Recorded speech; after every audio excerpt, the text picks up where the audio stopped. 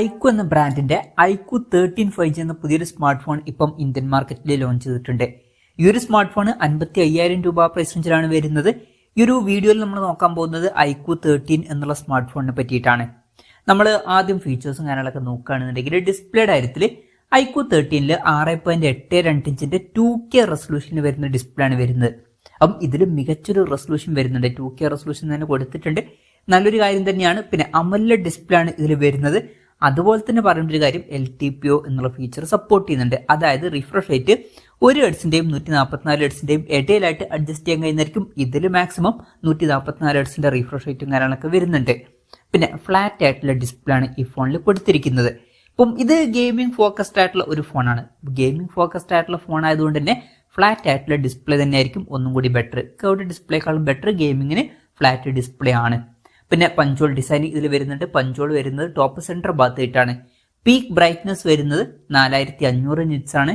പിന്നെ 2592 ഹെർട്സിന്റെ PWM dimming എന്നുള്ള ഫീച്ചറും ഇതിൽ സപ്പോർട്ട് ചെയ്യുന്നുണ്ട്. അപ്പം ഡിസ്പ്ലേ ഫീച്ചേഴ്സ് മൊത്തത്തിൽ നോക്കുമ്പോൾ അത്യാവശ്യം നല്ല ഡിസ്പ്ലേ ഫീച്ചേഴ്സ് ഈ ഫോണിൽ വരുന്നുണ്ട് എന്ന് തന്നെ പറയാവുന്നതാണ്. 2K റെസൊല്യൂഷൻ അടക്കമുള്ള കാര്യങ്ങൾ ഇതിൽ കൊടുത്തിട്ടുണ്ട്. പിന്നെ ultrasonic in display finger print sensor ഇതിൽ വരുന്നുണ്ട്. നല്ലൊരു കാര്യമാണ്. പിന്നെ ഫോണിന്റെ വെയിറ്റ് വരുന്നത് 213 ഗ്രാം ആണ്. തിക്നെസ് വരുന്നത് 8.13 mm ആണ്. പിന്നെ ഈ ഫോണിൽ IP6869 റേറ്റിംഗ് സപ്പോർട്ട് ചെയ്യുന്നുണ്ട്. അപ്പം മികച്ചൊരു IP റേറ്റിംഗും ഇതിൽ വരുന്നുണ്ട്. പിന്നെ ഈ ഫോണിന്റെ ബാക്കിൽ ഒരു RGB ലൈറ്റ് കൊടുത്തിട്ടുണ്ട്. ഇപ്പൊ ക്യാമറ മോഡ്യൂളിന്റെ ചുറ്റുമായിട്ട് ഒരു RGB ലൈറ്റ് വരുന്നുണ്ട്. ഇപ്പം നോട്ടിഫിക്കേഷൻ ഒക്കെ വരുമ്പം ഇത് കത്തുന്നതായിരിക്കും. അതുപോലെ തന്നെ കോളൊക്കെ വരുമ്പം ഇത് കത്തും. ഇൻട്രസ്റ്റിംഗ് ആയിട്ടുള്ള ഒരു RGB ലൈറ്റ് വരുന്നുണ്ട്. പിന്നെ ഗ്ലാസ് ബാക്ക് ബോഡിയാണ് കൊടുത്തിരിക്കുന്നത്.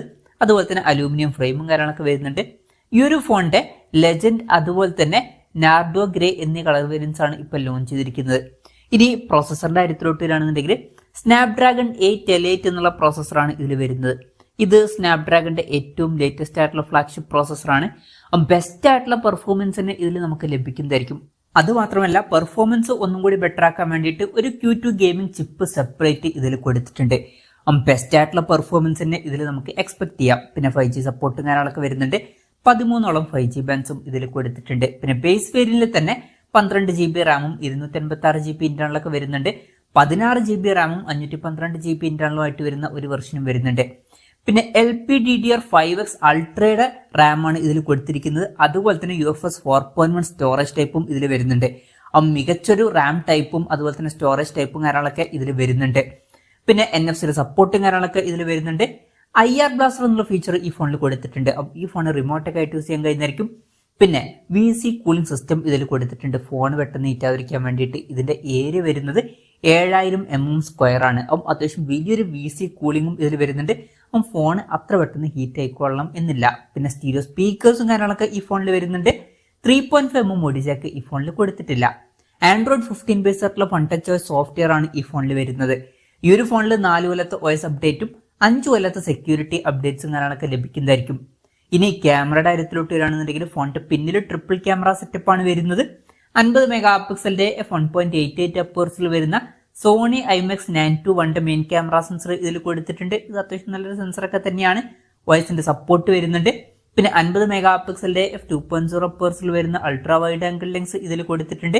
മൂന്നാമത് 50 മെഗാ പിക്സലിന്റെ f1.85 അപ്പേഴ്സിൽ വരുന്ന ഒരു ടെലിഫോട്ടോ ലെൻസും ഇതിൽ വരുന്നുണ്ട്. ഇത് സോണി IMX 816ന്റെ സെൻസറാണ്. പിന്നെ ഫ്രണ്ടില് 32 മെഗാ പിക്സലിന്റെ f2.45 അപ്പേഴ്സിൽ വരുന്ന സെൽഫി ക്യാമറ ആണ് വരുന്നത്. ഓൺ പേപ്പർ അത്യാവശ്യം നല്ല ക്യാമറ സ്പെസിഫിക്കേഷൻ ഇതിൽ വരുന്നുണ്ട് എന്ന് തന്നെ പറയാവുന്നതാണ്. പിന്നെ ബാറ്ററിയുടെ കാര്യത്തിൽ 6000 mAh ബാറ്ററി ഇതിൽ കൊടുത്തിട്ടുണ്ട്. അപ്പോൾ നല്ലൊരു ബാറ്ററി കപ്പാസിറ്റി ഇതിൽ വരുന്നുണ്ട്. 120 വാട്ടിന്റെ ഫാസ്റ്റ് ചാർജ് സപ്പോർട്ടും വരുന്നുണ്ട്. മികച്ചൊരു ചാർജിങ് സ്പീഡും കൊടുത്തിട്ടുണ്ട്. പിന്നെ Type-C ചാർജിംഗ് പോർട്ടുമായിട്ടാണ് ഈ ഒരു സ്മാർട്ട് ഫോൺ വരുന്നത്.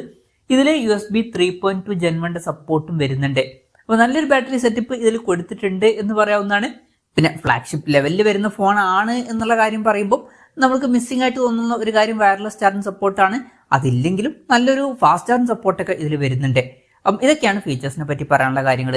ഇനി വിലയുടെ കാര്യം പറയുകയാണെന്നുണ്ടെങ്കിൽ 12 GB റാം വെർഷന്റെ വില വരുന്നത് 54,999 രൂപയാണ്. 16 GB റാം വെർഷന്റെ വില വരുന്നത് 59,999 രൂപയാണ്. ഡിസംബർ 11 മുതലാണ് ഫോണിന്റെ സെയിൽ നടക്കുന്നത്. പിന്നെ HDFCയുടെ ICICI കാർഡ് യൂസ് ചെയ്യണമെന്നുണ്ടെങ്കിൽ 3000 രൂപയുടെ ഓഫും കാര്യങ്ങളൊക്കെ നമുക്ക് ലഭിക്കുന്നതായിരിക്കും. എന്തായാലും ഓവറോൾ നോക്കുകയാണെന്നുണ്ടെങ്കിൽ വളരെ മികച്ച ഫീച്ചേഴ്സും കാര്യങ്ങളൊക്കെ ഈ ഫോണിൽ വരുന്നുണ്ട് എന്ന് തന്നെ പറയാവുന്നതാണ്. ബെസ്റ്റ് ആയിട്ടുള്ള പ്രോസസ്സർ വരുന്നുണ്ട്, മികച്ച ഡിസ്പ്ലേ ഫീച്ചേഴ്സ് വരുന്നുണ്ട്, നല്ല ബാറ്ററി സെറ്റപ്പ് എടുത്തിട്ടുണ്ട്, ഓൺ പേപ്പർ തരക്കില്ലാത്ത ക്യാമറ സ്പെസിഫിക്കേഷനും ഇതിൽ വരുന്നുണ്ട്. പെർഫോമൻസ് ഓറിയന്റഡ് ആയിട്ടുള്ള ഒരു സ്മാർട്ട് ഫോണാണ്. പിന്നെ വില അത്യാവശ്യം നല്ലൊരു പ്രൈസിംഗ് ആയിട്ടാണ് എനിക്ക് പേഴ്സണലി ഫീൽ ചെയ്തിട്ടുള്ളത്. ഇപ്പം സ്നാപ്ഡ്രാഗൺ 8 എന്നുള്ള പ്രോസസ്സർ 55,000 രൂപ പ്രൈസ് റേഞ്ചിൽ കിട്ടുന്നു എന്നുള്ളത് തന്നെയാണ് എടുത്തു പറയേണ്ട ഒരു കാര്യം. അപ്പം അത്യാവശ്യം കുറഞ്ഞൊരു പ്രൈസ് റേഞ്ചിൽ തന്നെയാണ് അവർ ഈ ഫോൺ ലോഞ്ച് ചെയ്തിരിക്കുന്നത്. അപ്പം എൻ്റെ ഒരു അഭിപ്രായത്തിൽ ഗെയിമിംഗ് ഫോക്കസ്ഡ് ആയിട്ടുള്ള ഒരു ഫോണൊക്കെയാണ് നോക്കുന്നതെന്നുണ്ടെങ്കിൽ 55,000 രൂപ പ്രൈസ് റേഞ്ചിൽ തീർച്ചയായിട്ടും കൺസിഡർ ചെയ്യാൻ പറ്റിയിട്ടുള്ള ഫ്ലാഗ്ഷിപ്പ് ലെവലിൽ വരുന്ന ഒരു ഫോൺ തന്നെയാണ് iQOO 13 എന്നുള്ള സ്മാർട്ട് ഫോൺ. അപ്പം ഈ ഒരു പ്രൈസ് റേഞ്ചിൽ ഇത് വളരെ മികച്ചൊരു ഫോണായിട്ടാണ് എനിക്ക് പേഴ്സണലി ഫീൽ ചെയ്തിട്ടുള്ളത്. അതാണ് ഈ ഒരു ഫോണിനെ പറ്റിയിട്ടുള്ള എൻ്റെ ഒരു അഭിപ്രായം. ഈ ഒരു ഫോണിനെ പറ്റിയിട്ടുള്ള നിങ്ങളുടെ അഭിപ്രായം ജസ്റ്റ് ഒന്ന് കമൻറ്റ് ചെയ്യുക.